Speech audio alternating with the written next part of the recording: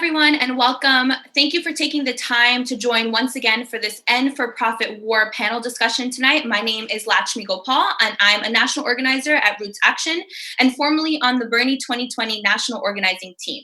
Tonight, we will be in conversation with experts in the field who will shed some light on the importance of implementing End for Profit War, because as we all know, war has no place in our present and our future.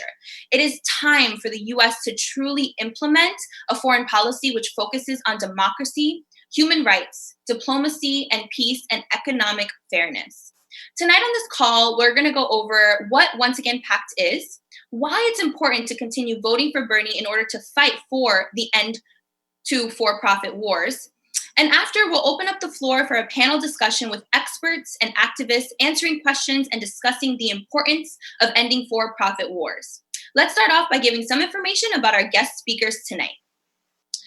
We will be joined by Sonali Kolhatkar, an award-winning journalist and author. She is a host and executive producer of Rising Up with Sonali, a nationally syndicated daily radio and television show and weekly columnist for Independent Media Institute. She's the author with James Ingalls of Bleeding Afghanistan, Washington Warlords, and The Propaganda of Silence.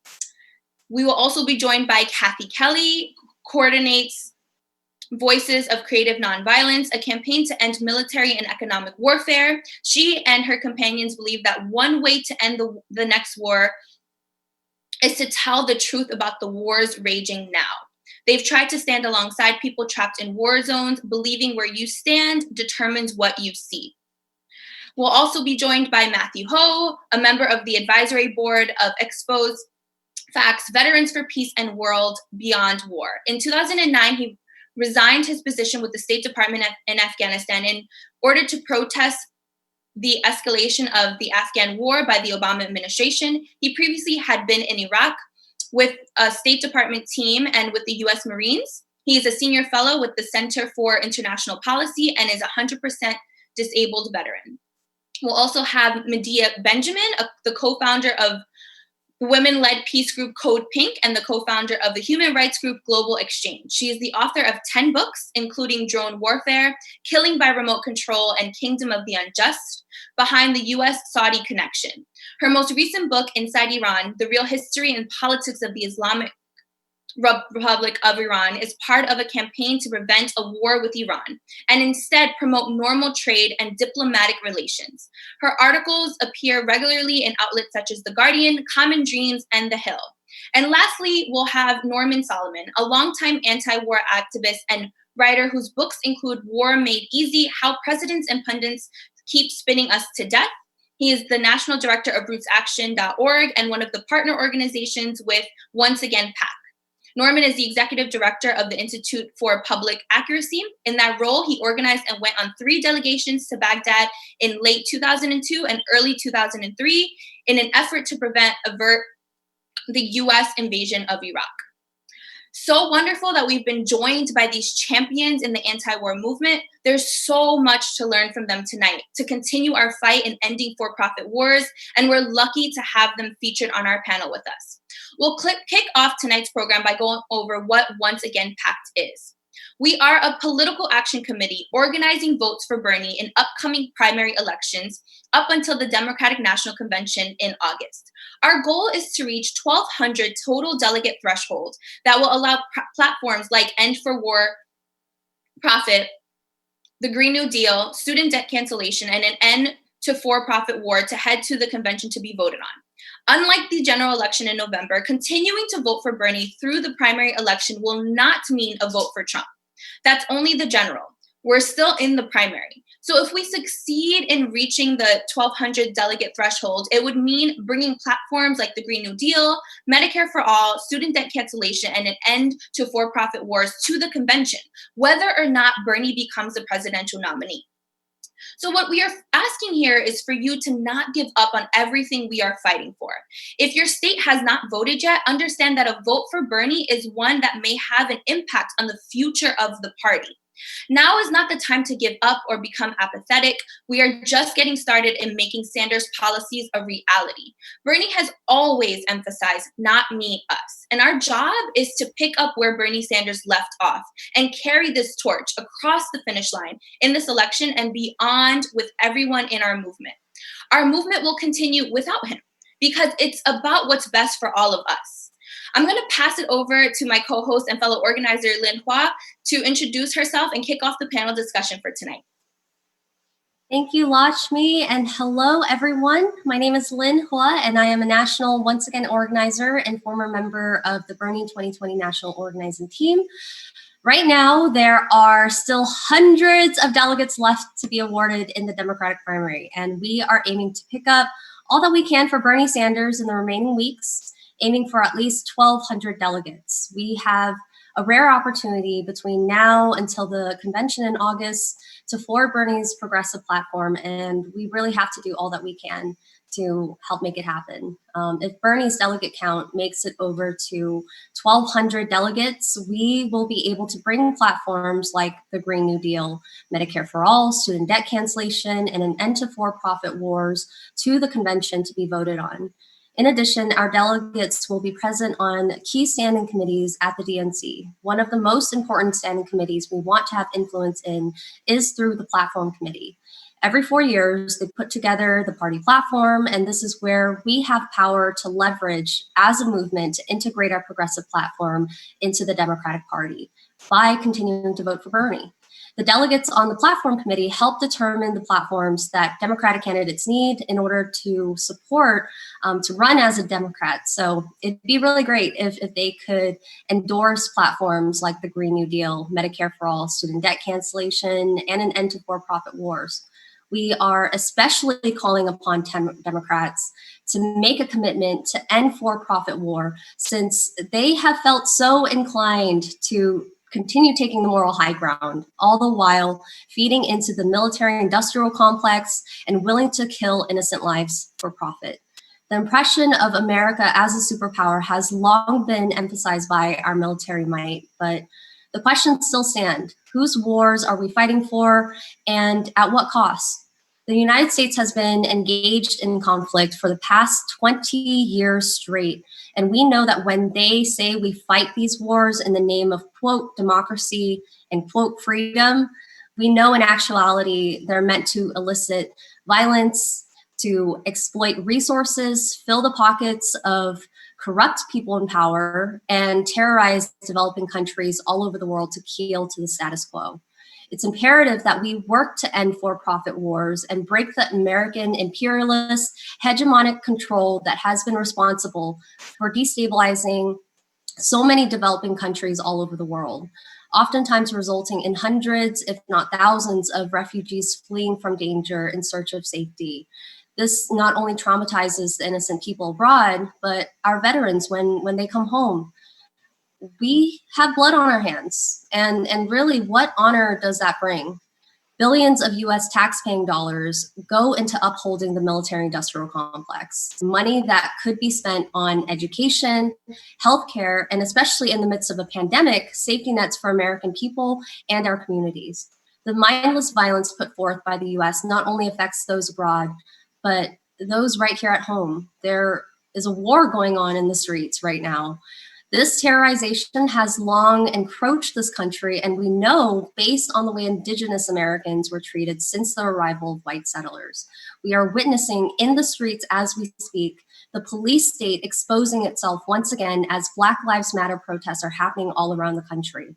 The violent response from police is part of the formula that controls the masses and instills more fear by criminalizing dissent, some even infiltrating our protests to discredit our movement. Police departments themselves have been militarized, stockpiling weapons and training officers to methodically kill like soldiers. They fill prisons until they've overflowed in the name of privatized production, imprisoning disproportionately more Black and brown people.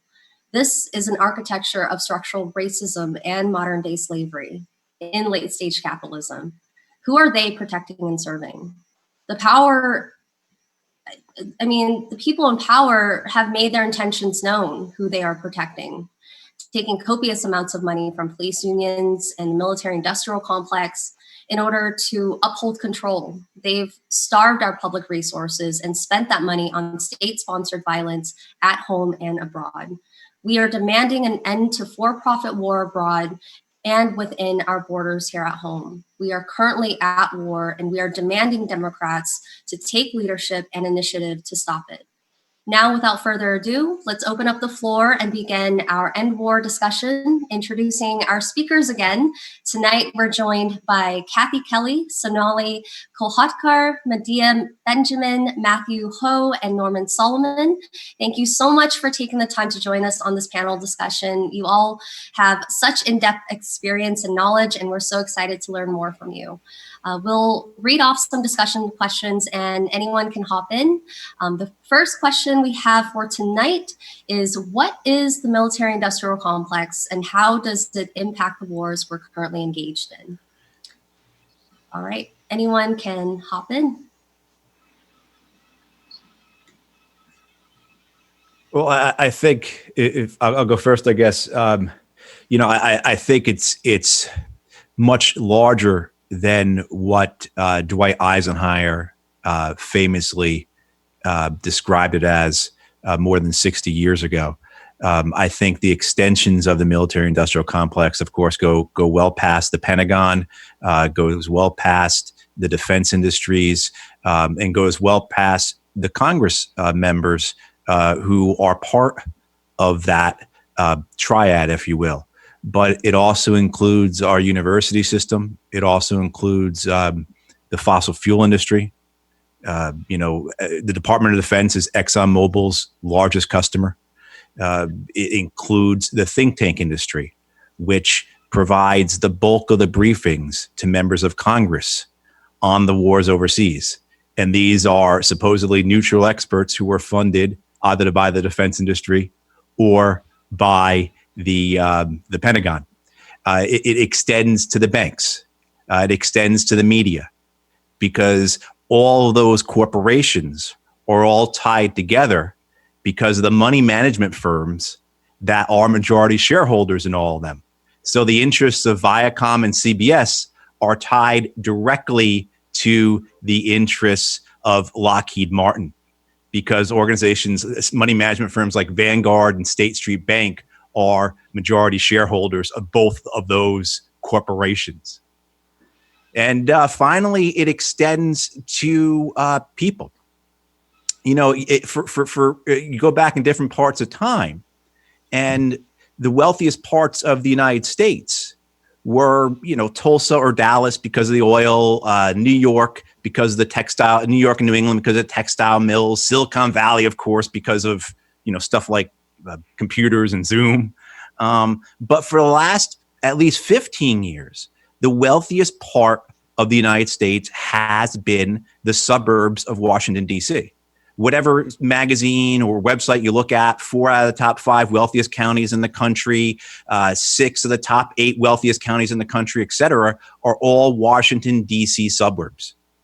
And that has come as a result of the massive increase in military spending, which, my colleague at Center for International Policy, Bill Hartung, points out, the true amount of military spending every year for the United States is about $1.2 trillion. So since, say, 20 years ago, as the military and intelligence budgets and veterans budgets, et cetera, have just really doubled, every other budget in the federal government, every other agency in the federal government has seen either their budgets either remain flat or decline. So this gets into the question of priorities too, right? But just for the point being of that, the amount of wealth being generated in the United States, it then flows, of course, to all the secondary and tertiary, the banks, the hotels, the restaurants, the real estate development that benefits from this type of wealth in the Washington, D.C. area. That's a result of the defense industry and the wars. That too is a part of the military-industrial complex, and that is something that's very real. When you have, tens of thousands, if not hundreds of thousands of people in the Washington, D.C. metropolitan area making 6-figure salaries, owning 2 homes, that's a very real constituency that has a real influence on foreign policy. Can I add one thing there? Uh, I think that's an amazingly wonderful view of what this monstrosity is. And I would add one that we don't like to talk about very much, which is the unions, the jobs that benefit, like the machinists union, where you have hundreds of thousands of people that actually have some of the best union jobs in this country. And so become supporters of this military industrial complex. And then also the communities where the US bases are in this country depend on those bases for so much of their support. A lot of them are in rural areas where the bases are the number one source of jobs in that area. So just a few others to add to your octopus-like view of this military-industrial complex. Yeah, and in the process, unfortunately, it's a very bipartisan military-industrial complex. It was about a year and a half, 2 years ago, when Nancy Pelosi and Chuck Schumer both issued public statements congratulating themselves and other Democrats in Congress for strongly supporting Donald Trump's 11% two-year increase in the already huge, inflated, destructive military budget. And so this sort of mutual patting on the back of mobilizing and spending for what has turned out to be endless wars is really something that has to be challenged. And I think that Bernie, while I wish he had gone farther, has really raised, especially in the last year in his second campaign, he's challenged by name the military-industrial complex. He's said that we need to be spending money, and he was quite blunt about it, on helping people, nurturing people, healthcare, education, housing, rather than going out and using the resources to kill people. Also, I think that when we use the phrase military-industrial complex, just hearing Lakshmi, Lynn, Matt, Medea speak, it occurred to me that there is a psychological connotation to the word complex as well.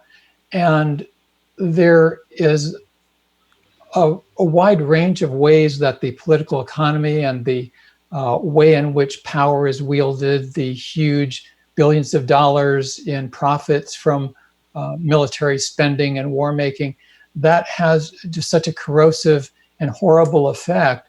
Martin Luther King Jr. referred to what he called the madness of militarism, and also said that the bombs in Vietnam exploded home. And we're seeing this weekend, again, the effects of militarization, of glorification of violence, the fact that so many people who have held up to them and often are pulled in to participate in violence as something good. The culture, the US society, is permeated with violence and glorification of it, often in very militarized terms. So we have so many different layers, including psychological, to work through and create a humane society out of. Yeah, I'd love to jump in as well, and piggybacking on what you were saying, Norman, just as you were saying that, I was thinking about the fact that there's this cultural component in our country that obscures the impact of militarism on this country in terms of what doesn't get spent on, the money that, our basic needs that don't get spent on, but also, of course, on other nations, especially those lower profile wars, the drone wars that are continuing, and the arms sales to various countries like Israel and Saudi Arabia. There's this cultural component that is infused into the country, so that on Memorial Day or Veterans Day, we have these knee-jerk reactions that say, we want to honor those who have fought for our freedoms, but no one stops to ask what freedoms have soldiers directly delivered to Americans, at least in the last 50 years.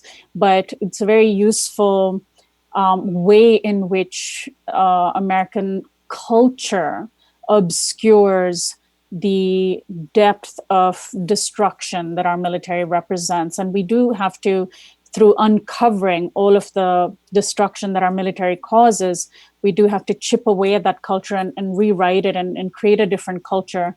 And so it is an insidious complex with its tentacles in so many different places. It also goes into our media. I mean, if you look at the new Netflix television show Space Force, right? This is meant to be part parody, but it's also exciting for the military because the new general of Space Force lauded the fact that there's a, Steve Carell comedy on television. These sorts of, TV shows and movies that also glorify war and militarism, or the mechanics of militarism, or the culture of militarism, they feed into the psychology, into the culture of American. We're supposed to be excited about the fact we're the greatest country on earth, which also translates into the most powerful military, and we're supposed to take pride in that as a country. But so much has been, of course, exposed in these last few months about how pitiful our priorities are.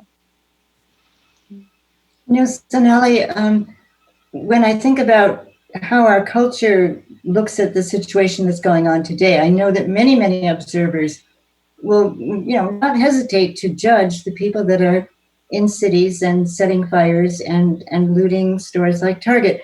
But I think what we must honestly emphasize is that when it comes to burning cities, Dresden, Hiroshima, Nagasaki, Baghdad, the United States military has literally burned entire cities.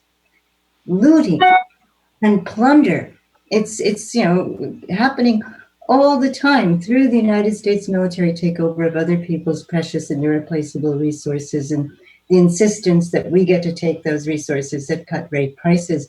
And where do we turn to learn about that? I think there's such a vice-like grip by the military-industrial complex on the education institutions, the media, and the universities. And so I turn to the Real News Network and to Sonali's program and to Medea's writing and her many, many, many actions, and Norm to Institute for Public Accuracy, and Matt, your writing and your witness. This is where I believe truthful reporting comes from.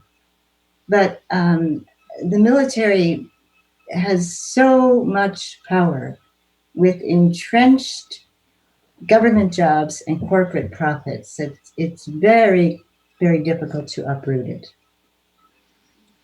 Yeah, if I just want to chime in on this aspect of how they get their tentacles. The Pentagon gets its tentacles into other industries, and the cultural aspect of this is so huge. And the fact that the American public is manipulated by the U.S. military.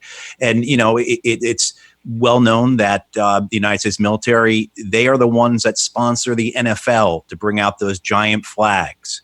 The Pentagon has an office that deals directly with Hollywood. And if you're a military service member, you can actually get orders to be stationed in Hollywood to be an advisor. But that's not the big thing. The big thing for Hollywood is being allowed access to U.S. military equipment, which can save them $10, $15, $25 million, maybe even more on a movie.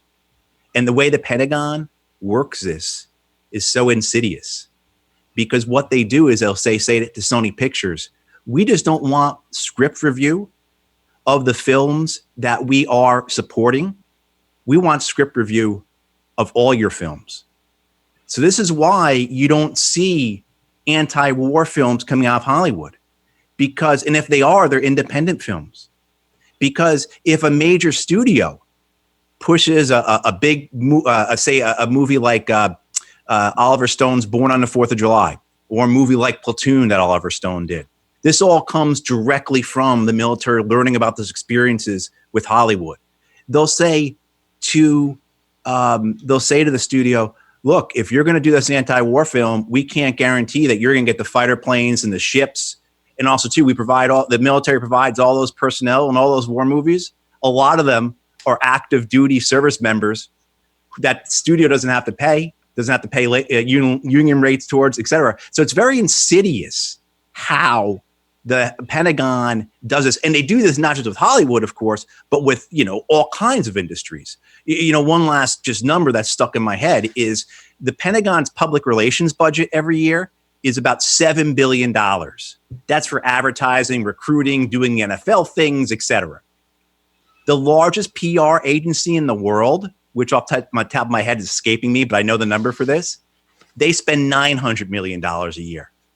So by a factor of more than 7, the Pentagon is the world's largest public relations agency.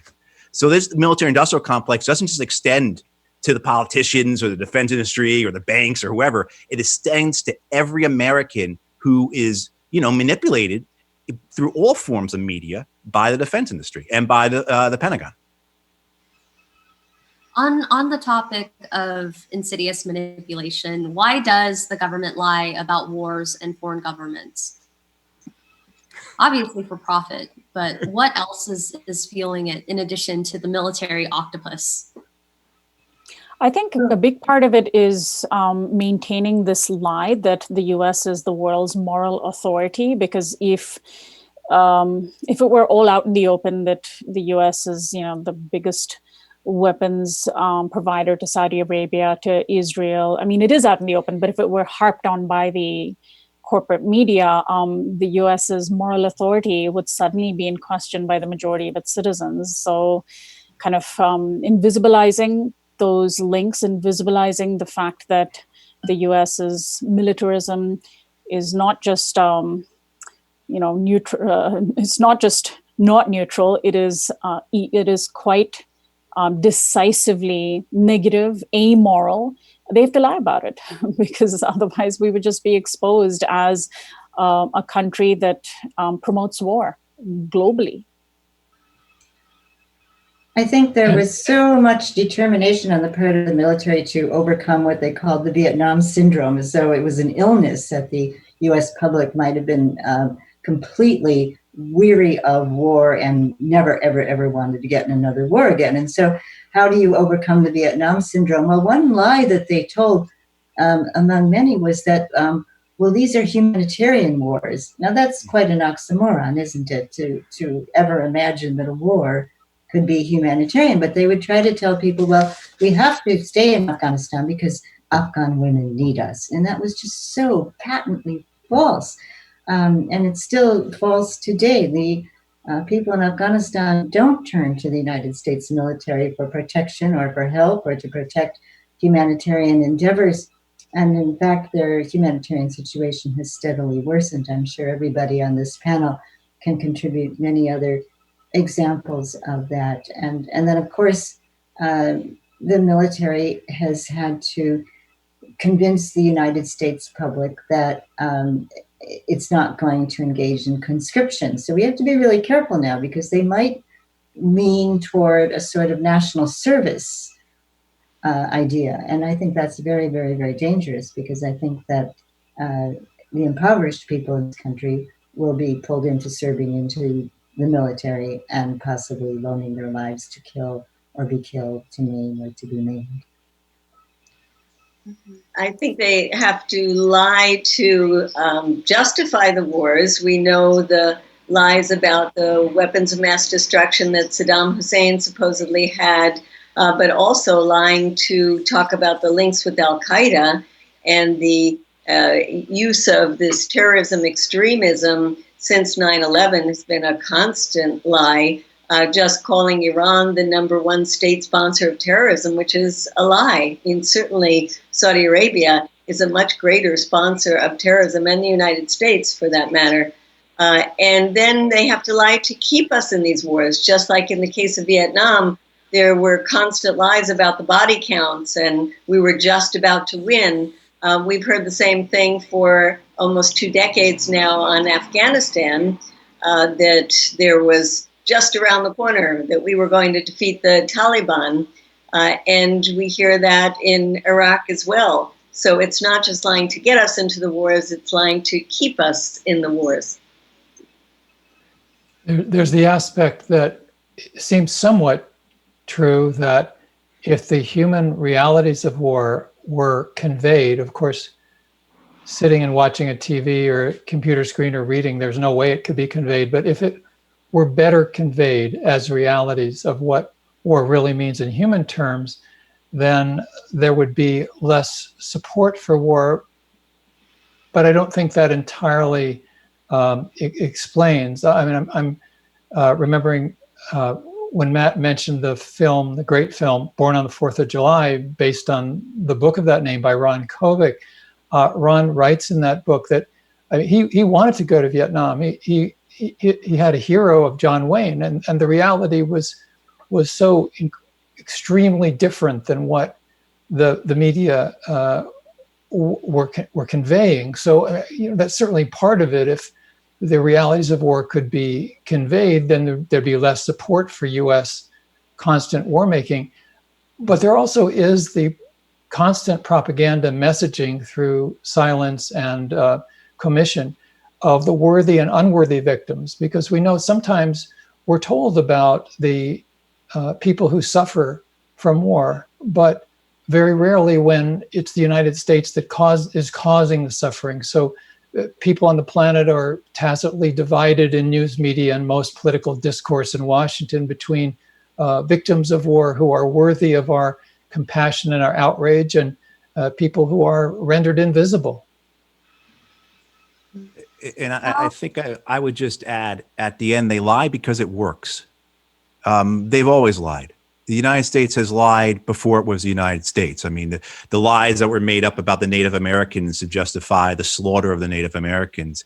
And then, of course, extending through that with, say, the Mexican-American War up to the, all through the wars for possession of the Spanish colonies in the late 20th century into the Central American republics that we took over after that. It's all been one lie after another. And it's because the lies are effective, because it allows them to do what they're going to do. And they learned this, and we learned this from the British. We learned this, literally, you could see what the Americans working alongside the British as the British were waging their opium wars in China. You could see the American government learning from the British. And this is one of the things they learned is you lie. And people go along with you for a variety of different reasons, but you lie. And I think this is the case of, just as violence begets violence, immorality begets immorality. This is an immoral system. It's a completely immoral system. And why should we expect anything otherwise? Now, how can we end the wars if the government keeps constantly starting new ones? And especially in this time, how do we work to stop our involvement in low-profile conflicts like those in Northern Africa? I think we have to keep bringing it back to what Americans are most worried about. I mean, we're living in a time of extreme inequality, and what we've been seeing during this pandemic has laid bare the effects of that. And if we can keep driving it home that, here's a military jet that we just wasted X millions of dollars on, versus this many people that could have had healthcare or had their college debt erased, and bringing it back to the math of real needs that Americans face every single day is critical, because there isn't a draft currently, although of course there is a poverty draft, but there isn't an official all-encompassing draft. It's easier for so many Americans to not think about how much of our tax money is wasted on the military. And if we can keep bringing it home that here are all of the needs that aren't being met, but just as Norman pointed out earlier, there's always a bipartisan consensus on the military and its budget, and on giving it raises every year, and politicians and our elected officials trying to one-up one another on how generous they can be to the military. But every time we talk about Medicare for all or a Green New Deal, it's how can we pay for it? And if we keep linking those two without being afraid of upsetting the patriotic sensibilities, and the flag wavers, we, I think, can have an impact. I mean, people really have to see the obscenity. It's so obvious, the obscenity of pouring our money into weapons of mass destruction and war, when there's mass starvation at home and racist police violence and Black people disproportionately dying from coronavirus, and school districts desperate for funding and considering laying off teachers now because the federal government isn't giving enough aid to states, and on and on and on. And we have to keep linking what's happening with the impact of our military outside our borders is to what's happening or not happening right here. I think it's unfortunate but real in political terms that the most anti-war, huge demographic, if you will, constituency of politicians in this country, the most anti-war constituency demographic was African Americans. I say was. And Jesse Jackson, with the two presidential campaigns in the 1980s and coming out of those into the Rainbow Coalition, Jesse Jackson was very clear about that linkage that Sonali is talking about, very clear about the prophetic voices that have pointed out for so many decades before and after Dr. King's life, that to engage in wars overseas is to undermine the moral basis of our own country. And along with Jesse Jackson, and more so than Jesse Jackson, the other most influential African American in public life, in political terms, of course, has been Barack Obama. And it was, and this is sad, under Barack Obama that the constituency, the African American constituency that had been so anti-war was to a large extent acculturated to accept it. And Barack Obama in 8 years ordered at least as much bombing overseas as his predecessor for his 8 years, George W. Bush in the White House. And we have, I think, a challenge for many, many groups, and low-income people and moderate-income people and the near poor, as they've been called, whatever, to make these connections and bring more clearly into focus in media, in politics, in organizing, in the social sphere, that as long as our country is militaristic, we cannot have a humanistic society at home. I was just out on the streets in Miami today when the tanks went by, and the people I was with who were there protesting police murders were so disgusted to see this militarization of the police forces. So I want to echo what Sonali was saying about the need to connect these issues, and especially now when there's so much focus on police abuse, to talk about the militarization of the police force and how we have to stop that, along with the militarization of our foreign policy.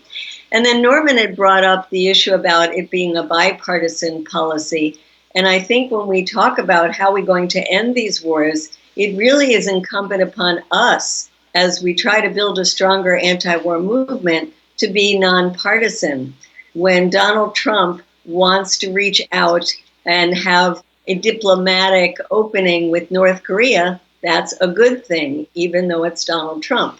When he wants to bring troops back from Afghanistan, it's a good thing. And we should ask for him to go further, to bring all the troops back from Afghanistan. We also are facing a very dangerous situation. You brought up the issue of how do we stop the U.S. involvement in smaller conflicts like North Africa.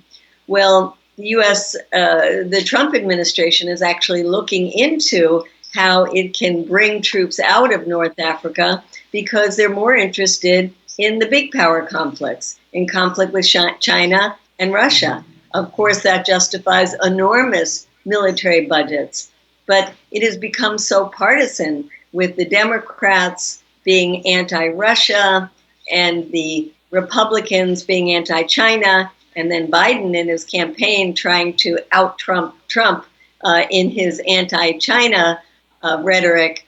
This is extremely dangerous. So we who want to see an end to these wars have to really be clear that our work has to be nonpartisan, that we have to love peace more than we dislike Donald Trump. If he's doing something good on these issues, we support him. But for the most part, we recognize that we have two war parties and we have to push both of them.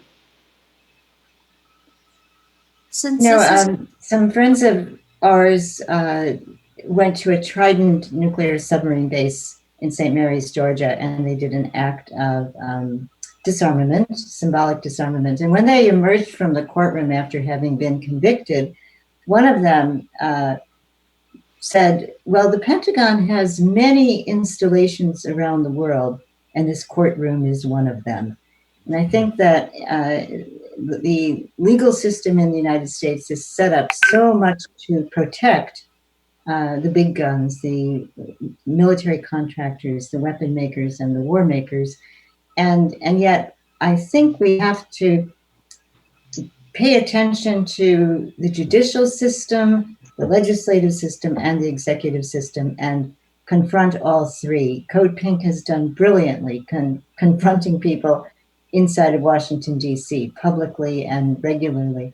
I think in terms of the legal system, it's been mentioned before by Sonali and others, we can't be afraid. Sometimes the confrontation means that we ourselves would go before a judge and say that we're exercising our civic duty by trying to prevent these wars, even if it means that we might end up with some prison time or possibly occasion some other repercussions amongst our family and friends and coworkers. If you can't tell, I'm a big history guy, right? So I was just having this conversation earlier today about the Prohibition movement and how the Prohibition movement joined forces with the Federal Reserve movement and the income tax movement, and to a degree, the suffrage movement. And I think you would look at this and you would say, what do those have to do with each other? And on the face of it, they don't. But they all needed each other to advance. And they were successful. They all were successful. And I think that's what we have to do in the anti-war movement, is to have the other movements that we can align ourselves with understand how important militarism is for them. So say with the environmental movement, as long as DOD is the biggest client of ExxonMobil, the environmental movement is going nowhere.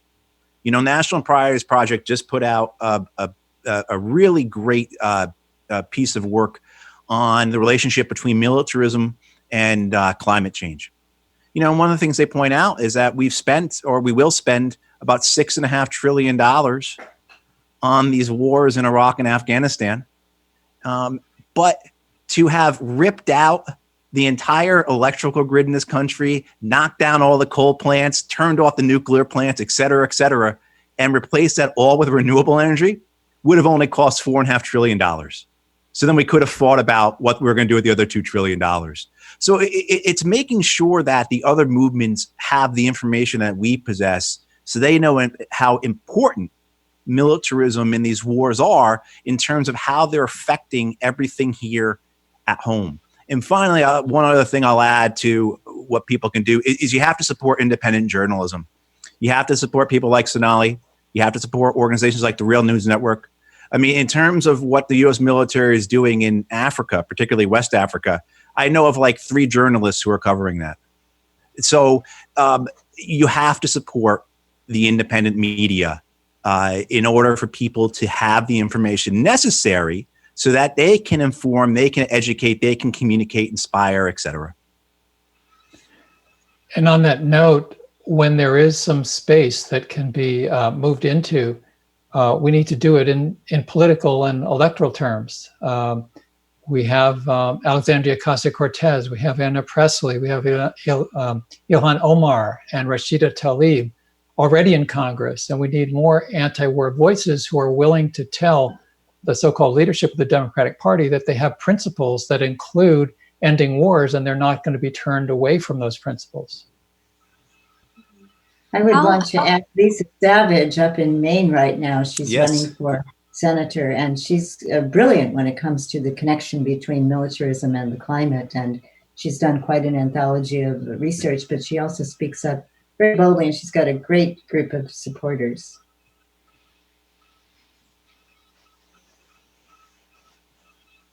How can we advocate for ending wars at the Democratic National Convention? And why is it that the Democratic Party in particular against ending wars? Norman, you mentioned having political organizing and electoral organizing. How can we move forward alongside Ilhan and AOC, all of those who are part of the anti-war movement? Well, the grassroots work is going to be crucial. Here in California, actually, we have elections coming up online just in a few days for delegates, which is the largest trove of state delegates for Bernie. And this is in process around the country. And then the arena is traditionally and coming up in whatever form this convention takes, the platform committee. And so on the one hand, one can say it's a piece of paper or pixels when there's a platform ultimately approved. But in the process of presenting and arguing and fighting for certain provisions and principles, it can expose. And I think exposing and challenging is really crucial. I know when we had Leon Panetta and General speaking at the last convention, and many of us Bernie delegates were chanting "No more war," and some people were scandalized. But there are no more important words, perhaps, than those three words when the Hawks are speaking in front of the Democratic National Convention. And I think this challenge going on between now and August for the Democratic Convention is going to be important around issues. Well, once again, PAC, ending these wars is one of our four crucial points, along with Medicare for all and ending student debt and Green New Deal. And so this is part of a long-term process, and this summer is going to be an important part of it. Norman, do you think there's any possibility that there will be a postponement of the Democratic National Convention? I mean, if there might be a resurgence of the pandemic, or to anybody on the panel, is that something we should be thinking about, concerning ourselves about, preparing for? In terms of, you mean an on-the-ground convention? Is that what you mean? Mm-hmm, mm-hmm. Yes. I think it would be totally wrong to have any in-person convention. The only responsible thing to do would be to have it, entirely virtual online, I think. But what about a possible postponement? Sorry? A postponement. Oh, well, it was postponed from July to August, but they're up against a calendar, so I don't think they'll be able to postpone it past the current date of mid-August. I wanted to add how important it is to be pushing Biden and his advisors, the group People Over Pentagon has been going to all of the different candidates when there were more than one candidate and asking each one of them, what would you do around the Pentagon budget? And that was a very important campaign. Now there is a group started by Demand Progress that over 50 organizations put forward a progressive foreign policy to push Biden on that. And there are efforts to go directly to the advisors of Biden to talk about how it is a popular issue now to talk about the end to the authorization for the use of military force that Congress has had in effect since the time of 9/11, to also talk about the need to cut the Pentagon budget, to talk about the use of diplomacy, the getting out of the wars we're already in. And I think there's another area which is on the Israel-Palestine issue that we have to push Biden because he's terrible on that.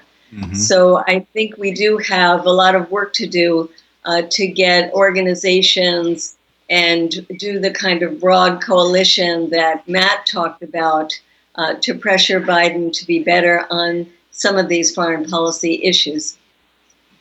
I'd like to also throw in that the original question of how to get Democrats to be better on this issue. This goes back to the fact that we live in a culture steeped with this notion that while America might make a few mistakes here and there unintentionally, by and large, we're this force for good in the world.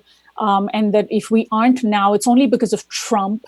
And we need to return to that pre-Trump era of America being the world's moral leader and protector. And I think for Democrats, especially establishment Democrats, in order to say out loud that our wars are wrong, that we have to bring troops home, that the militarism and the money that we spend on our military is needs to end.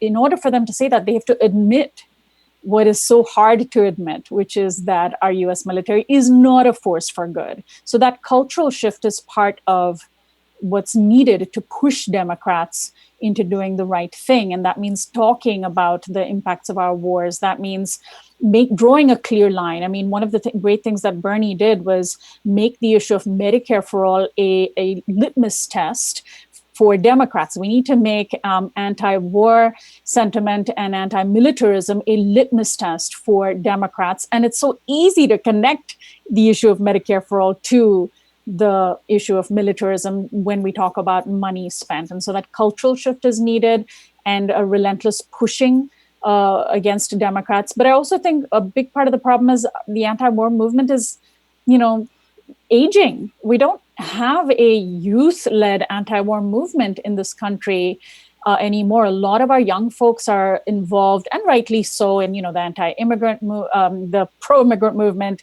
the green movement, the Green New Deal, and pushing for very, very important causes.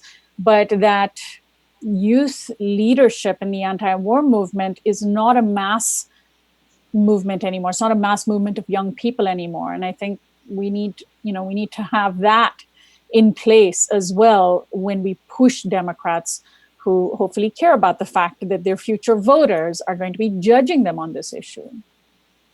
Well, we might not have we don't have a large anti-war movement in general, and there's lots of reasons for that, including the one that wars have gone on for so long that people just think that it's sort of the normal background noise. But we have, knock on wood, managed to keep us out of a couple of new wars so far. And I think part of it is, let's take the case of Iran, where there are people in the Trump administration that had been openly pushing for using the U.S. military in Iran.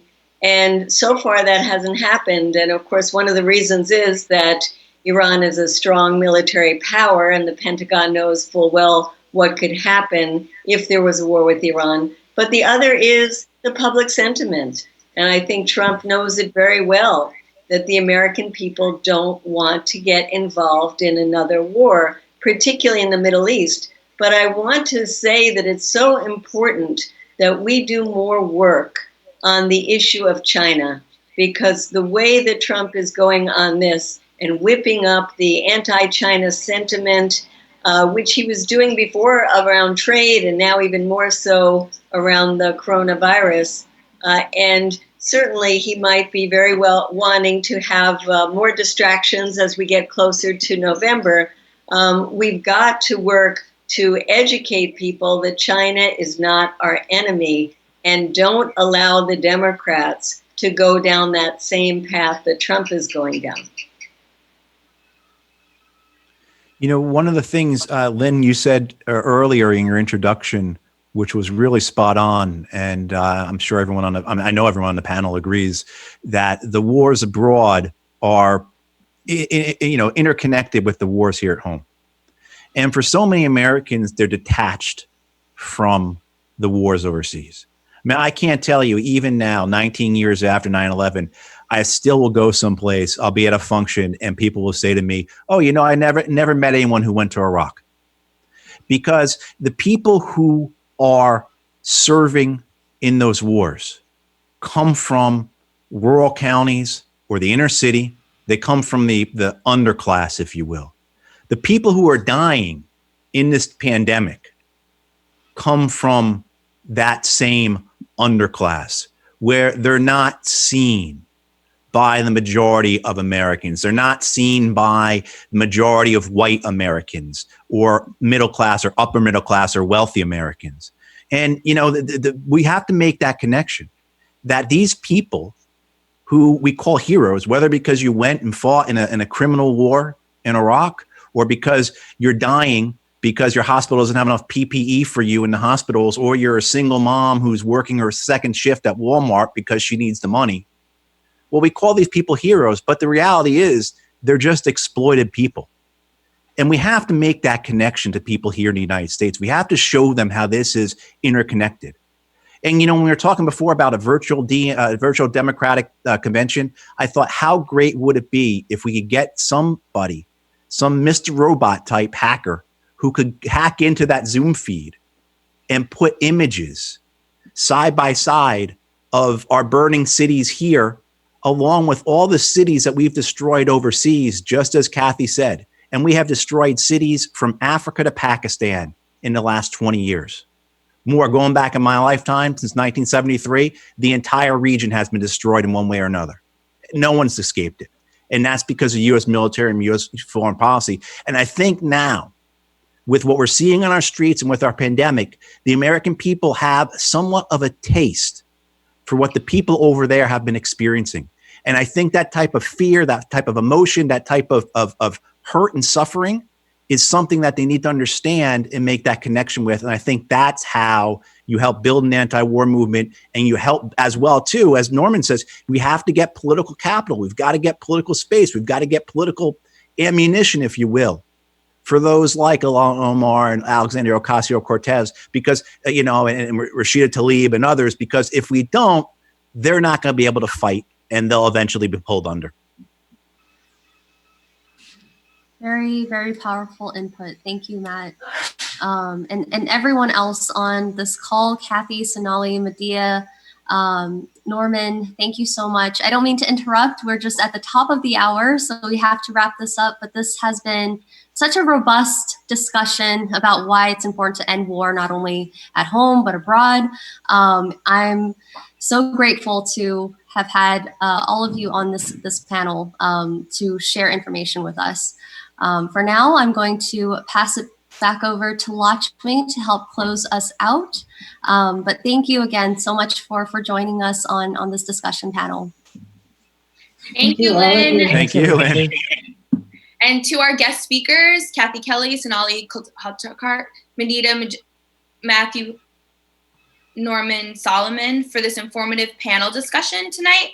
We have made such wide strides in the past couple of years and have to keep pushing to make end for-profit war a reality. As Lynn mentioned earlier, it is absolutely imperative for us to end wars, not only abroad, but also at home. If you want to join the efforts in getting out the vote for Bernie so that we can bring this platform to the convention, sign up at onceagainpact.com/volunteer, and we'll continue the fight for the next couple of weeks. We hope this has been a thoroughly informative discussion. For everyone tuning in tonight, thank you so much to everyone. And remember, not me, us. Not me, us. Thank you, everyone.